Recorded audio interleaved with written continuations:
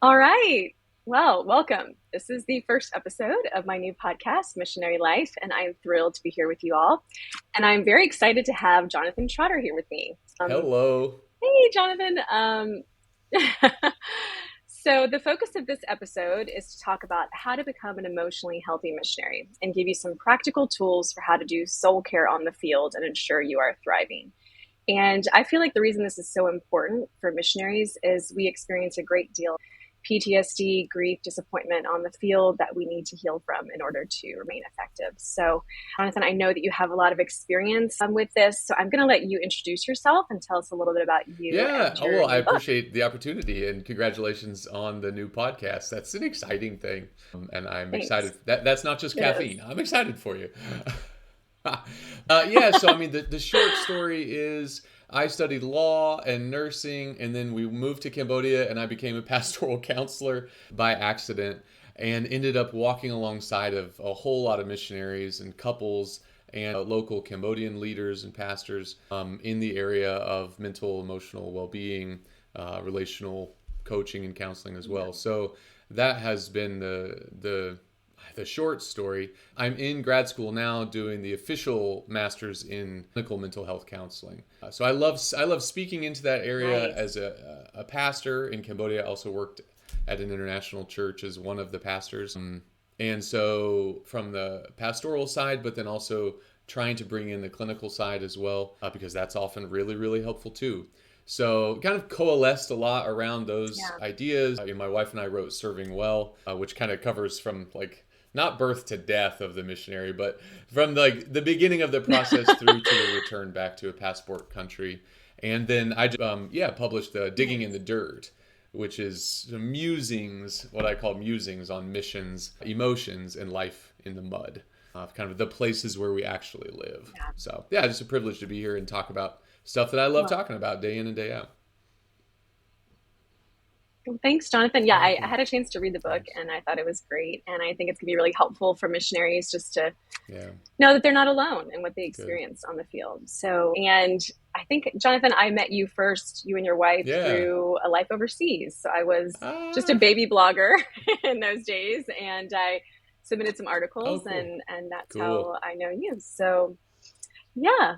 Well, Sure. let's just jump right in. You talk about this thing called a missionary life cycle, which I really identified with. Can you explain a little bit of those stages and Sure, what that sure. And it's means? so funny how these things you write them down like in a coffee shop and they kind of, create a life of their own. I remember trying to sit down and just conceptualize what does it look like? What are there stages that missionaries go through? And as I say in the chapter, this is not a clinical sort of evidence-based thing. This is just my gut feelings after watching a lot of people and also experiencing some of it myself and as a family. So I don't know how in depth you want me to go, but kind of start off with the pre-field, and then each stage Mm-hmm. has sort of two pairs, kind of like the Myers Briggs, but not like the Myers Briggs. Anyway, the pre-field would be like the idealist on one side and the ignorant on the other side. And the chapter sort of explores how Yes. in each of these stages you kind of have options to either trend towards, in this example, the ignorant or the idealist, and how do you nurture the Mm-hmm. sort of the healthy one and maybe avoid some of the pitfalls of the other one. So then like arrival to year two would be maybe like learner on one side, where you're diving in, you know that you don't know stuff but you're trying to learn, versus a survivor who is just trying to make it.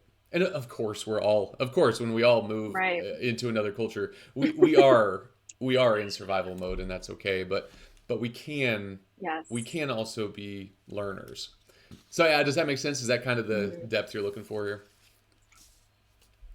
Yeah, I really appreciated it because I feel like that was Mm, kind of my story. Went to the mission field, what I would call 24-year-old young yeah, woman, naive. I'm yeah, thinking I'm just going to change the world, save Africa, all these kind of sort of silly ideas. And then, I kind of in my book talk about it like sure, you go through like disillusionment, you go through the reality of what life is like, and then you kind of hit this yeah, maybe wall, and then eventually, hopefully if yeah, you're humble and you're staying as a learner, then you actually can make sense of the experience and be someone who can be helpful.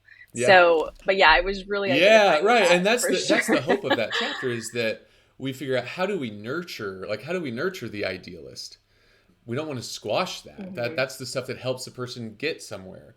So how do you nurture that? And then the learner, like how do you come Yeah. alongside of people who are have just arrived or in their first year and help them not just survive but help them learn. And then I say that year 2 to year 7 is sort of either the established where okay you've got some language you kind of know the Hmm. area or whatever it is that you sort of came there to do. Maybe you've totally switched what you came there to do, but between 2 and 7 you're going to be kind of established. But the flip side or the dark side of that could be that's when you might become a workaholic, that year 2 to year 7, because Mm. you're there, you're not just surviving anymore, but you could still be pretty unhealthy on the workaholic side. And then the seven, oh, sorry, go ahead. Yeah. Oh no, I just was going to say that I think that's really accurate because I remember I would say, yeah, between 3 to 5 years, that point in Uganda, I definitely feel like there Yeah, was that yeah, cynicism that started to creep in a little bit. You've yeah, been wounded, maybe you've hmm, been stolen from, maybe you're just fed up with the yeah, corruption in the country that you live in. And yeah, it's hard to uh, keep the cynicism out, and that's why I think you need that mhm, passion. So you need the initial idealism to yeah, still be a part of you. Otherwise, if it gets, like you said, completely squashed, then you yeah, sort of lose yeah. your reason for being there and the passion that Yeah, that drives and stuff motivates you. accumulates, right? And if you don't have mechanisms and ways of processing, it becomes a pretty heavy load for sure. And I think that's Yeah. a lot of the work that I did with folks in Cambodia, and even now, because I do missionary care online now as my primary gig, and that's a lot of folks in that range where they're not in the that honeymoon stage Yes. anymore. They're really trying to do the work. And so how do I do the work as an established person Hmm. now and resist the pull to try to do everything? Because when you've been there for a while, you see more clearly the scope of the need. When you're new, you know Hmm. that there's need, but you don't see it the same way. You don't know the people there. You just don't know. But you start to know. And so I think workaholism Yeah. can, if it's latent, can sort of become very, very obvious. And then the 7 to 99 Yeah. sort of, the year 7 to year 99 is that experienced sort of sage almost or Hmm. pessimist. And that's kind of what you were talking about, that Mm. cynicism or somebody who's just been burned too many times. They're still there, so they're still hanging on, but they've got an edge to them that yeah, probably makes sense given their story, but that might not be the Yeah. healthiest. And it's honestly, it's not going to be much fun for them either. So anyway, or for Hmm. Or anybody for around anybody them. That's around them. right. That's true. Oh, yeah. And I definitely became a total workaholic. Mm. And I think that's really, I want our Yeah. listeners to understand that's really normal in missions because we are faced with so Yeah. much need all the time. And there are Yeah. life and death scenarios all the time. I would have to pick up the phone Mm. call at 2 a.m. and Hmm. take someone to the hospital or they might die. And those are real, Yeah. those are realities that we live with. And so it's hard not to become a workaholic because Yeah. you become so Yeah. necessary and so essential to the Mhm. people that you're serving that it's difficult to say no and set Absolutely. boundaries. But that kind of leads us into our next topic, which I Mhm. feel like it's really Oh, important to sure. talk about anger. Yeah. And I really, I really, maybe that's just because I dealt with a lot of anger myself in my own life, but I just really resonated with. Uh, you had this really beautiful quote, and I'm gonna read it here. It says, "Anger is a wonderful, powerful, amazing, informative, and protective resource, or at least it can be. It can be a redemptive sword, but only when it's wielded with love. Anger can destroy, but it can also reveal, Mhm. energize, and make magic." And I just thought that was really well said.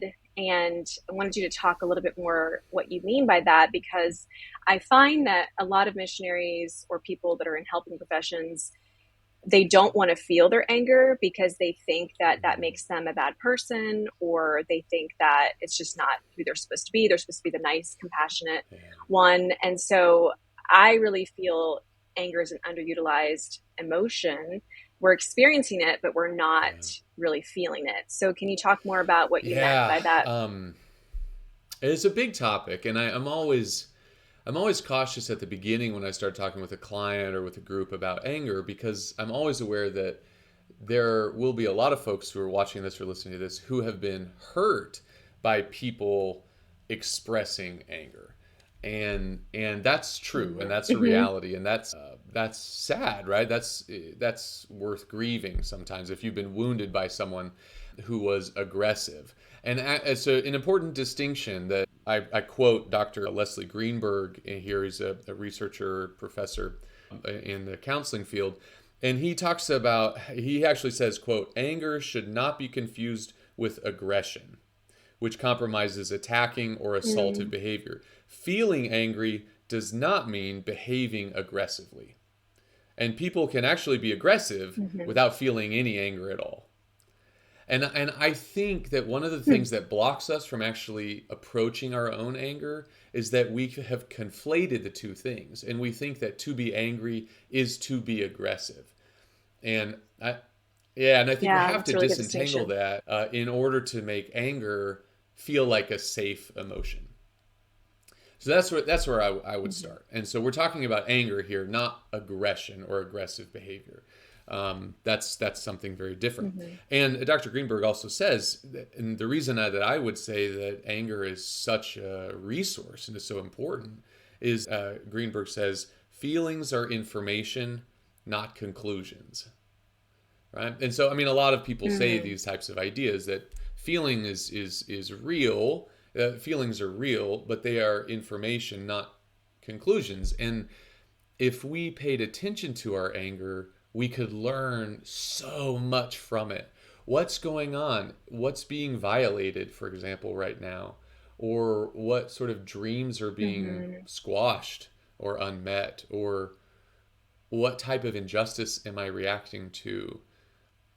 Or what kind of grief am I experiencing? You know, the famous quote, this is like, I sat with my anger long enough and she told me her real name was sadness.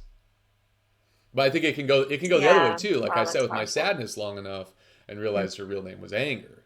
Sometimes that's also Mm-hmm. also true. So I think if we pay attention to our anger, we can gain a lot of information.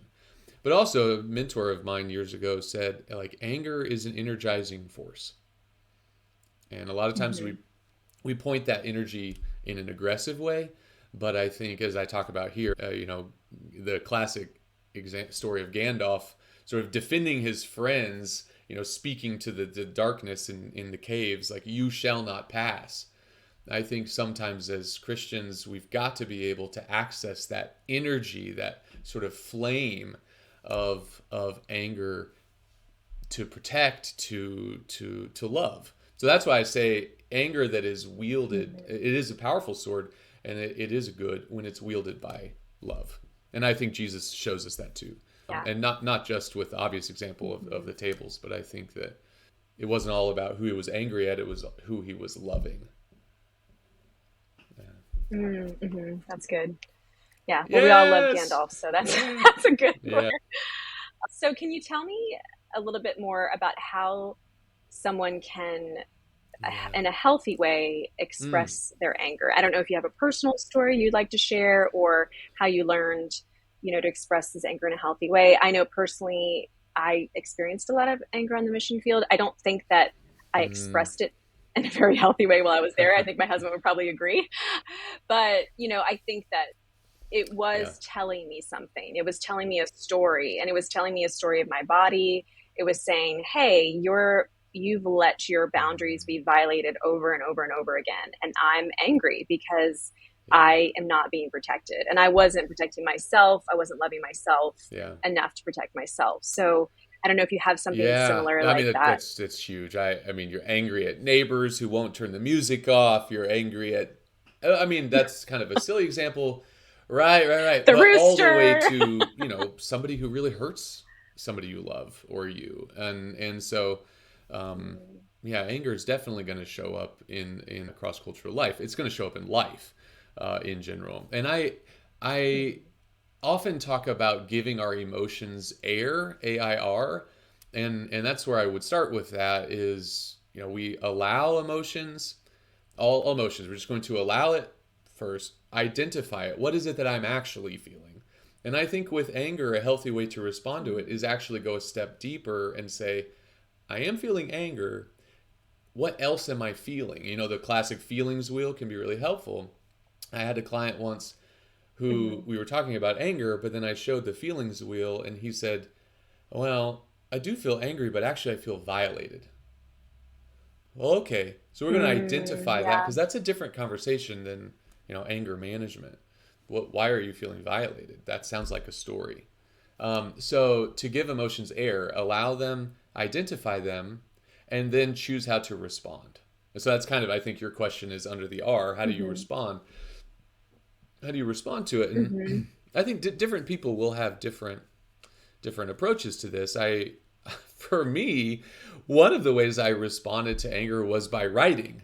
And I would write first Oh, yeah. drafts of articles that ended up on A Life Overseas, and now they're in Serving Well, and even some in Digging in the Dirt. I would write them as a response, as a way to sort of put words to my anger. And then Elizabeth would come and she would like help temper the, like, okay, we're going to edit that a little bit. And yeah. That's nice, But the honey. first draft was often, I just needed to get out what I was really feeling. Because, I was writing about abuse Yeah, get in it the out. missions community, or writing about, the damage that purity culture has done in my life and other people's. Or like, you know, Mm. abusive spouses. Yeah, sure. I misogyny Sexism. in missions. I was writing about stuff that Yeah. was coming from anger. So writing was a thing for me. Also, I think lament. I think a biblical lament through the Yeah. Psalms, or through the form of the Psalms, is a powerful ventilation technique for responding to anger. Of course, exercise, getting out in nature, Yes. being able to talk with someone like a good friend or a counselor. All of those things help us to allow our feelings, to identify them, and then to respond. And so, the classic, like, I'm going to go for a run because I'm angry, that can be helpful, but it really is helpful if you've done the work of identifying what you're actually feeling, and then exploring with your Hmm. body from that awareness. That just kind of, it multiplies the effectiveness of sort of the body movement. So, It's very helpful, Jonathan. Yeah, I was reading this book called Burnout because I sure, love to read sure, about burnout. What a fun topic. And she was talking about, how your body needs to yeah, complete a stress cycle. And so that's why sometimes when you're feeling emotions, yeah, they can get trapped in the body. And so with the nervous system, needing to be able to like, mm-hmm, she would say like move or yeah, shake or dance or run or cry, and all of these things kind of move that yeah, emotion through the body and allow a release. And so that's something that as mm, I've gotten older I've begun to practice more. And also as a fellow sure, writer, I sure. journal Yeah, as it can be well really a lot. powerful. And that is so good. And just even having the freedom to just go, ah, and that kind of shaking that out. It's not a panacea. It's not the golden ticket, but it's part of helping ourselves walk out of that stuckness that you don't. It's good energy. The anger is energy, but it's not something you want to keep inside for a long, long time. But again, going back to the Mm, aggression, a lot of people yeah. have only seen a person sort of ventilate their anger through aggressive behavior. So, I mean, I have clients Hmm. all the time who've been physically hurt by angry people. And so, well, of course they're going to put that inside because they don't want to hurt people. They want to be, they're trying to be good. Just stuff it Sure, down. just That's stuff the it safest down. thing for them to do. And so sometimes getting to the root of why anger is scary for you also can sort of clear the way, to sort of clear the Mm. path so that you can begin to see that anger can be safe. Yeah, I remember I was in Toronto at a it was a healing retreat. I'd come off the Mm, field, just needed a break, and I was processing a lot of grief and anger because we had a girls' home, a children's home, and we had some children that mm, were sexually abused by some of these guards that we had, and then also the girls were yeah. sexually abusing other girls in the Yeah. home because that's what they'd learned. They were all from like a sex trafficking, Mm, child abuse background. And so I just remember, I was talking to this counselor and she's like, why don't you just go outside and just yeah. scream, your lungs out and just tell Yeah. God why you're so angry, Yeah. like he can handle your anger. And it was really powerful. I Yeah. just felt like I got it all out, and that was a pivotal kind of moment. And I think for me too, because I kind of grew up as this, Mm, good girl, like, oh, good girls don't yeah. get angry, so that was a reason for me Yeah. not to express anger. So being able to Mm, actually do it and own it yeah. was very Absolutely. And powerful then for that me. lady did an amazing So, thing in giving you permission to access mm-hmm. a tool that you thought was off limits. And I think, Yeah, I it was think, good. sorry, I think I had a pop up that I'm going to get rid of here. I think that is something that we can give each other is that permission. And honestly, I think the Psalms do that. I Permission. think we lose something when we forget the Psalms because they show a lot of human emotions, Yeah, and I think can give a lot of they permission. do. And for folks who are watching, listening in like honor shame cultures, shame can be a very, very powerful freeze. It blocks that stuff because I can't Yes. say anything because of whatever shame looks like. And I utilize the Psalms in Cambodia to help give Cambodian leaders, pastors, and local folks permission because they could see if they were Cambodian believers, they could see that the psalmist had these feelings and had something to do with them. Okay, Yes. I just read this in the scripture. Um, you know, I guess maybe I am allowed to do that, and so not that I'm preaching the Mm-hmm. scripture at them in that place, but using the scripture to help open a door, and reduce some of the shame, and it was powerful. Yeah, I think you brought up a really good topic. I mean, that's maybe we'll have you Mm, back to talk about shame, but I think a lot of leaders, whether you're in ministry, you're a missionary, you sort of get put up on this pedestal and everybody's yeah. watching you, your supporters, your donors, your board, the kids, the women, Huh. and you end up not feeling like you can be Yeah. authentic and vulnerable because Mm, your life is on a stage and it's under a microscope. And so that can also, I yeah. think, amplify some of these Absolutely. emotions and these feelings. So I want to jump Mm, into mm. another topic about Ah. missionary depression. We're just hitting all the So all the fun ones. All the fun ones. yeah, all the fun ones, all of them just in one episode. So have you experienced depression Yeah. on the mission field yourself, or can you give me some ways to identify if you Yeah, yeah. I are mean, it is a part of depressed? my story, and I think I experienced a lot of loss growing up. I had a sister who died when I was a kid, and the more I have studied in the counseling world, the more I've felt validated that this is why I sort of trend towards a depressive mood. My mom got sick with cancer and died when I was 16, and then my dad Oh, was wow. diagnosed with cancer when I was in my early 20s, and then he passed away, and so. So the awareness of death or the shortness of life, um, that's always just been a part of my story since I was 6, 7 years old, holding my little sister Yeah. uh, right before she died. So so I mean, that's kind of where I'm coming from, but then overseas, Hmm. yeah, I I was trying to take some medicine to help me sleep, and I was maybe already a little bit on Hmm. the depressed side, and this medication just made me whoa, start having not just thoughts of death, because that there's nothing necessarily dangerous about that, but thoughts of sort of ending your life. That's a huge red flag that Mm. we want to say if you have thoughts of ending your life, you need to talk with someone, ASAP. Whether that's a Yeah. friend or I realize that talking to a boss or a supervisor is sometimes scary, but reach out to somebody for help if you're in that spot. Um, and so I did. I started having those. I was like, what is going on? This is not okay. And I was working as a Mm. pastoral counselor at the time, and I talking about emotional health and all Yeah. that. Like, geez, that can happen. That can still happen. And so I reached out to a pastor colleague of mine. I reached out to a therapist mentor of mine, and I reached out to a Mm. teammate who was a medical doctor, and it's like, hey guys, can we just meet a little bit more regularly? And so I started having individual meetings with those Yeah. guys a bit more regularly, and that helped a ton. And my friend who was a doctor was like, yeah, it's rare, but that is sometimes a side effect of that medication that you were taking. It's like, oh, okay, Oh I am gosh, you're like, never great. taking that medicine again. Thanks for Well, the warning sometimes in label. developing country, the medications Yeah, buy in blister packs I know. They at the don't. gas station. Here's Yeah, a plastic bag with some yeah, very lethal medicine.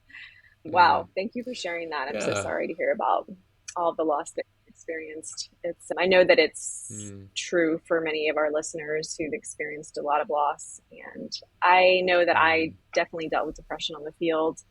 And I think that even worse than that uh, was the guilt yeah, that came along with it mm, mm, because when you get depressed, I think that you yeah, feel like you've done something wrong, or, instead of realizing it's actually this yeah, occupational hazard because of all of the, mm, traumatic stories you're listening to, compassion fatigue, vicarious trauma, all of these things, yeah, like you said, build up over time. And then you're in mm, this dark hole mm-hmm, and you don't want to get out of bed. And even though you keep going, you're just kind of forcing yourself yeah, to keep yeah, going. So, do mm, you have any ways? I mean, you mentioned a few things. I'm so glad that you had the yeah. support, to reach out to, but do you mention any other ways that if you are feeling depressed, you might be able to work through some of that or Yeah, get yeah, and I help? think it is important. You had asked earlier. I don't think I had answered like what are some of the signs, because a lot of people think depression is laying in bed crying for days at a time.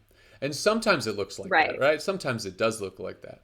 But sometimes it just looks like a numbness that sort of gradually develops, Mm, and you're not experiencing anything pleasurable that used to be pleasurable to you, or maybe you are more angry than you used to be. A friend of mine once said that uh, depression wants to freeze the body, and so you're not moving as mm, much as you used to. Often a sign. A change in weight, uh, that is new or unusual for you. Those can be things to be aware of as well. And I would just also say that what you were talking about the guilt it's so crucial. And cross cultural workers often are like, well, I haven't suffered as much as these people, and there's this really dangerous right. comparison that I don't have a right to feel depressed because my day job is working with people who've gone through so much more. And so we sort of outlaw Right. ourselves from our grief or Mm-hmm. from feelings of depression, which of course doesn't help. It just freezes us from doing anything. So I used to work in the ER as a ER trauma nurse, and I always tell people, if Wow. yes, if somebody came in with a gunshot wound to the chest, that's really really important, and we're going to that person's going straight to the trauma room, right? That matters a ton. But if Yeah. somebody comes in who just got shot in the leg, they also deserve to get treated. And if Yeah. that wound is ignored, it is just as likely to kill a person as a gunshot to the I mean, maybe this is too graphic, but this is my world, because it just Yeah. matters. And so I always tell people, yeah, maybe you got shot in the foot, not the chest like everybody around you, but it still matters, and you still have to address it. So I don't know if that makes sense That's outside of the so medical good. field, but Just it to makes sense in my head. No, it does. Really does. I think it's really important for audience Yeah, just to feel validated and know that your trauma and your pain and your depression yeah, and your shame, all of that matters. And it matters yeah, to God, and it matters, to you and the people around you. And it's right, not a weakness right, to ask for right, help and, admit right. that you need help. And I know how hard that is. I know how hard it is Mm, because you're afraid maybe, someone's going to find out and you're going to get kicked off the field, and there's all these other yeah. complicated factors, to why people don't Hmm. actually get the help they need. But I do want to say that if you are feeling depressed, Yeah, just you need to reach out to someone to get support, whether that's, a pastoral counselor like Jonathan, a coach like me, a yeah. therapist. There's all kinds of Hmm. online therapy now, BetterHelp and everything. And I think that we've come a long way and being able Mm-hmm. to destigmatize, Yeah. some of these things. But I still think in missions and ministry life, there's still a Mm-hmm. separation of Yeah. mental health and the church, and it's something we really Absolutely. need to address. Yeah. And I sometimes it's people don't know, they don't know what it is that they're feeling, or they don't know what their symptoms mean. And I would encourage listeners, if they're like, I'm not sure, maybe, and they're not quite ready to reach out to somebody, is do some reading online. Look at the Mayo Clinic or the Cleveland Yeah. Clinic or the NHS. I think it's the NHS has an amazing like short depression assessment that is free. And so, Hmm. look that kind of stuff up and check, and maybe ask a friend what they think, or ask a spouse what they think, because sometimes Sure. they're not going to have as many hangups maybe in saying, well, yeah, you maybe need to reach out. So that support system can help us to be Yeah. like, okay, all right, it matters. But yeah, what you Yeah. said about the, You can yeah, do what I yeah, do. I just like Google, right. am I depressed, and take Right. online quizzes. Sure. That is an option. That is not, and a lot of times that'll lead you to it leads you to the some of the good ones, the sort of the medical ones, that can be really helpful. But that, reducing Yes. the stigma around that is so important. And I like what you said. It validates. We want to validate a person's pain. That's we want to validate our own Yeah. pain. It does, maybe it's not the end of the world, but maybe I need to address it sooner rather than later. You know, sometimes I Yeah. think we sacrifice more than God is asking That's us to good. sacrifice. It's like, you know, Yeah. anyway, that's another Yeah. discussion too, isn't it? Really good point.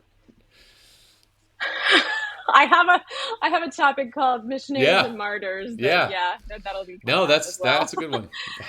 So I wanted to talk a little bit about Mm, anxiety, because that's sort of, it's on this spectrum that we're talking about. But I feel mm. like anxiety might be something the majority Yeah, of missionaries experience, yeah. just because we live in high stress environments. We're Mm, experiencing, cultural expectations and norms different from our own, and most of us have yeah. high stress jobs. That's just part of it. Yes. So can you explain some ways that anxiety might show up that we might be Mm, surprising to us, and some techniques that you use to move yeah. through anxiety? Yeah.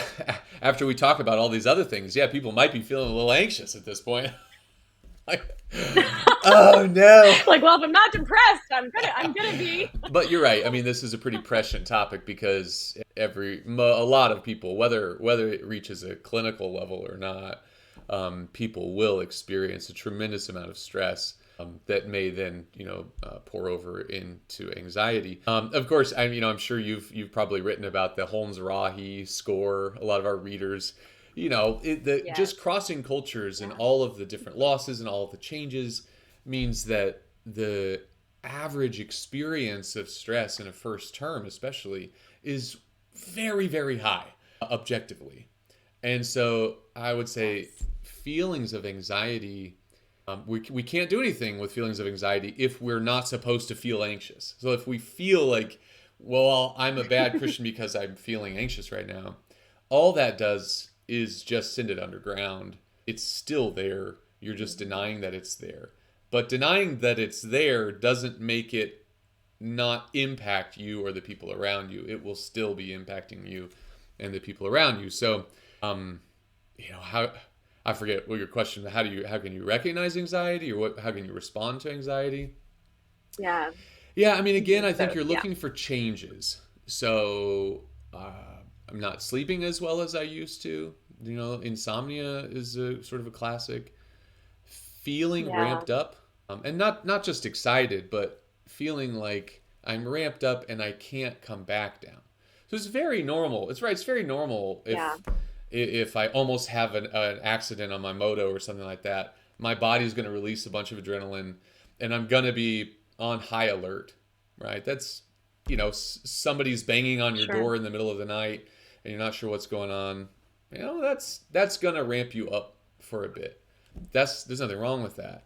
I think what we have to be aware of is that we can get so used to uh, an elevated sort of intensity in our life, that adrenaline surge that just Yeah. actually never goes down, that we start having other symptoms, higher blood pressure, again, weight changes, um, mood changes, things Mm. like that, that we want to be really aware of. Start snapping more at, not snapping, you know, at our coworkers or our family. Those are things that we need to be aware of. I know when I was in Cambodia, I would when one of the signals to me that I needed to find some margin, that I needed to take a break, was when I would start having Mm. scary dreams. I, I didn't often have Oh, scary yeah. dreams. Mhm. I would have kind of stressful dreams sometimes. I dream about the ER every month for 10 years after my last shift in the ER. But those, yeah, Your life is yeah, just like she, Grey's Anatomy but reruns. those were different dreams. I would start to have like scary dreams, and those were always like, okay, I need to find a couple days off. I need to go away on a retreat. I need to take a morning and go read, so, do something else. So I think being aware of that and giving Yeah. yourself the grace to, allow those feelings, identify them, and then respond to them is really, really helpful. Yeah. I know for me, it started with I would wake up in the morning and it felt like my Yeah, heart was already sure. having palpitations. Like I felt like Oh, my heart was racing. I felt like my yeah. thoughts were racing. I would already sort of be worried about all the Mm, things that could go wrong that day and the different yeah. monolithic list of problems I had to solve. And did we have enough food at the children's house?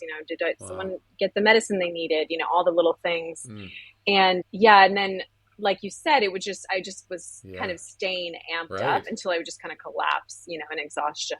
And I did end up doing a Oh, yeah. cortisol test, Okay. which is like a saliva test. Sure. And that was super helpful because I found Mm, out that like my cortisol was just like, right. I Right. might as well Right. be dead. It was just like, you're Oh. about to have a heart attack, and so that was really off Mm, the charts. And then I also kind of from yeah. that developed adrenal fatigue, Okay. just because my adrenals were just, I was just Yeah. pumping that cortisol through my body. But yeah, I remember feeling like I just Mm, couldn't shut off mm-hmm.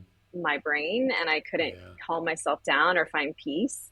Mm, So, what are some practical ways that people can, you know, I know that anxiety right. isn't necessarily bad. It's not that we don't need some level of anxiety Mm, to exist, but how would you say people can move yeah. through that? And I think in the literature there is a distinction that is drawn between stress and anxiety, and that stress is normal Mm-hmm. to human life, and we're going to experience all of that. Anxiety is that what you're talking about. It's where, okay, things are running away from me, and I'm living in that amped up state. And I would just really want to validate people to say, when your body does that, the body is doing what it's designed to do. It's designed to flood your body Mm-hmm. with all of that adrenaline to help you survive in emergency, right? Yeah. That's good. But when it persists, man, we got to figure out how to bring that down. And one of there's an app that the United States Veterans Administration put out called the PTSD Coach, and it is a fantastic Oh, free app. It's super evidence based because for better or worse, the United States Veterans Administration has done a lot of research on PTSD, and so it's not that everybody who has high anxiety has PTSD. It's just that ramped right. upness, The hypervigilance, correlation. is very common among missionaries, and also a symptom of PTSD.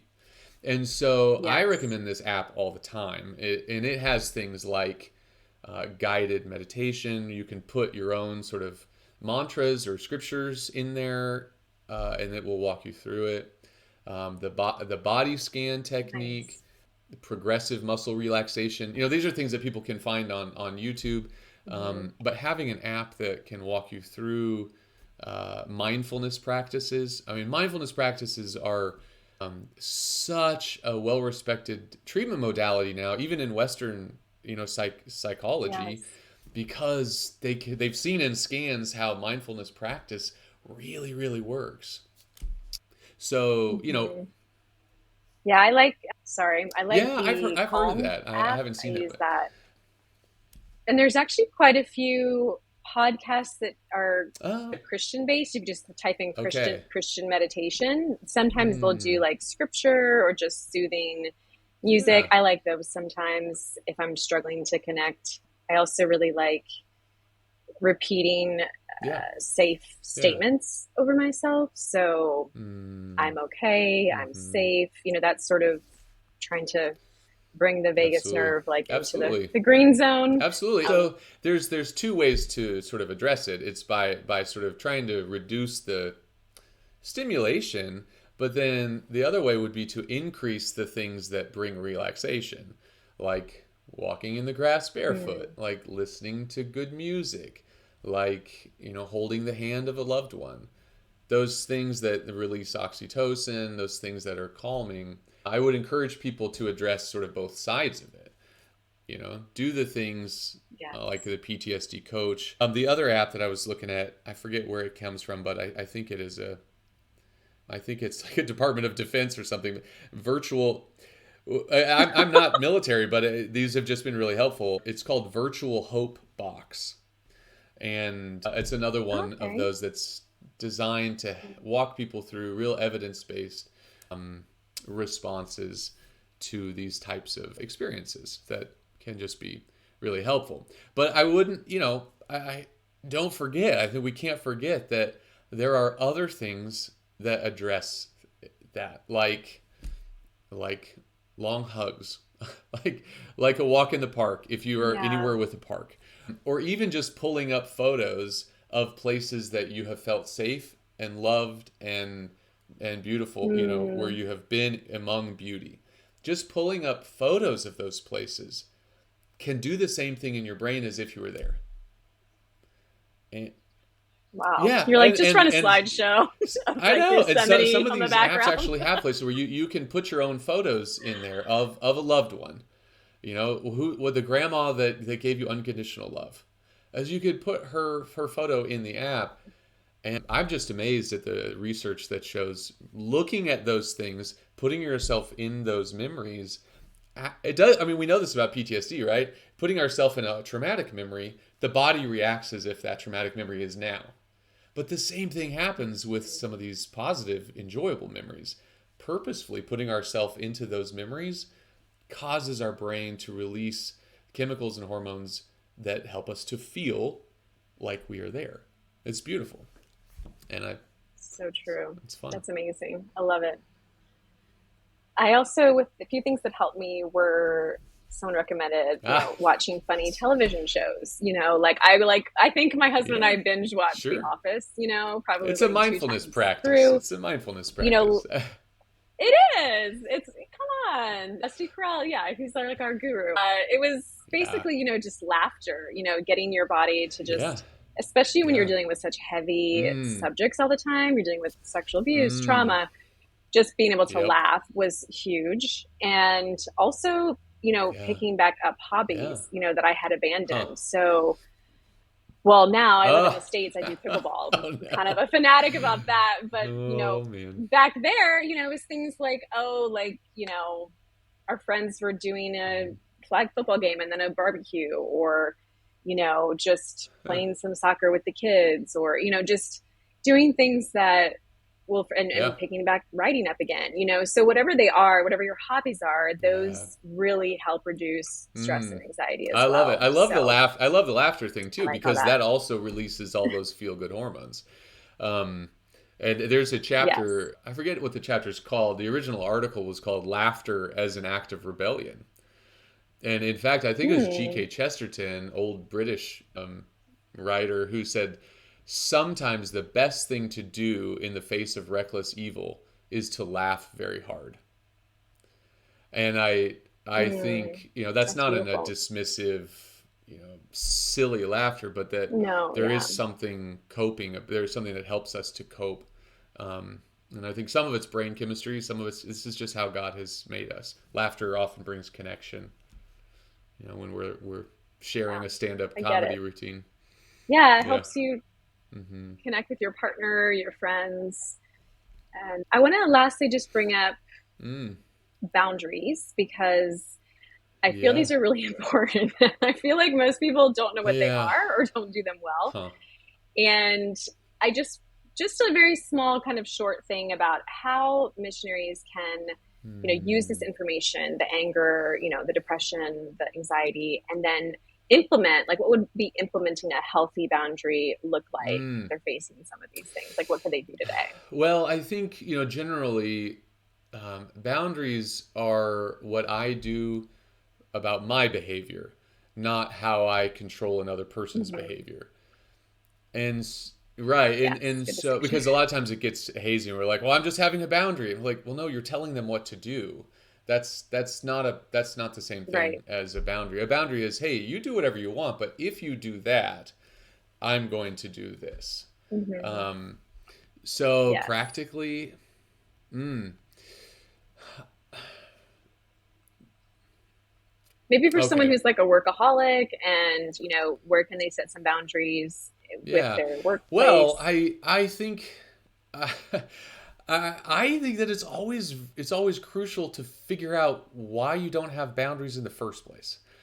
Because and Right. so a practical step would be, I think, to get curious, and not to look for why you're bad or wrong, but to get curious to be like, huh, with that person or in that situation, it's very hard for me to have a boundary. I wonder why that is. And to have curiosity Mm-hmm. about sort of my inner world and compassion on that, and to say, is there a part of my story historically that feels like that? Is it a pattern? I mean, in my family of origin, was there a pattern of the only way to earn approval was to work really hard, or the only way to earn love Right. was to accomplish that? If you understand that, then that will help you in the present to be like, to sort of replace those narratives, or sort of heal some of that pain. um, I use a thing That's called the brilliant. shapes diagram. If people Google that, it's on trottersfor1.com. The shapes diagram, and it kind of illustrates what I mean by looking at the core, or maybe looking a little bit below. So that may be a little esoteric for the question, but that's where I mean, in the counseling room, that's where I usually start, is let's get curious Yeah, about where it's coming from first, I think because that's great. it could be so varied. It can look the same, like Yeah. one person not being good at boundaries could come from a very different place than the next person's difficulty with exactly the same boundary. um, Yeah. I know for me, mine had a lot to do with my lack of boundaries was I felt like if I set a boundary or said what I needed oh, and I disappointed someone, then they okay. were going to stop loving Yeah. me or they were going to leave me. And so it was very difficult, Mm, especially with leaders and people kind yeah. of in authority over me or someone I felt Yeah. beholden to in some way. I had a Huh. really difficult time. And really getting to the root of that, like you said, was I needed to bring Mm, healing to that so I could actually set mm-hmm. a healthy boundary because if your philosophy isn't correct, then you're not going to have the follow through, to be able to say, but I would just, started doing simple things, like not, Oh, answering sure. emails after 5 p.m. or not picking up my phone for, after 6 or, Yeah. I'm just lying. I'm lying. I definitely picked up my phone. But, or getting up in Mm, the morning and having my quiet time and like mm, putting that on the calendar and not letting it get interrupted. And these little things I think are just healthy little yeah. incremental changes that we can make when we need to just start Mm-hmm. doing some self-care and, Yeah. take care of our emotional Yeah. health And that and stuff's scary, well-being. So, because if you stop the whole churning thing, you begin to sort of see what's there. And so sometimes people need a lot of support when they first start doing something like that, because, stuff starts to bubble up. But I love what you're saying there. Those little tweaks they add up to a lot of change. And, it's the mental yes. game of like, wait, I am not this country's savior. Like, I know that in my head, but Yeah. to let that sink down to my heart and like affect my behavior is super important. And and the search for approval or for love. And that's very, very common in a lot of missionaries. Hmm. Honestly, Yeah. that's there's We're but the there's misfits. something that is just very driving, right? That's why people end up doing Yes. things that the average person Yes. doesn't do. Um, and that's okay. That's okay. But we have to be aware when if it stops working, or if it's not working for your marriage or for your family or your friendships. Life is too short, I think, to run ragged like that. And again, I don't know Yeah. that God has called every person to sacrifice all of that. Maybe at times, Yeah. but that question, like, is God asking me to sacrifice all of this, or am I just doing that because of my own internal wounds? And those are very different. Yeah. They They can are. look Sometimes they exactly can the look the same. same. Yeah, They are they can look different. exactly the same.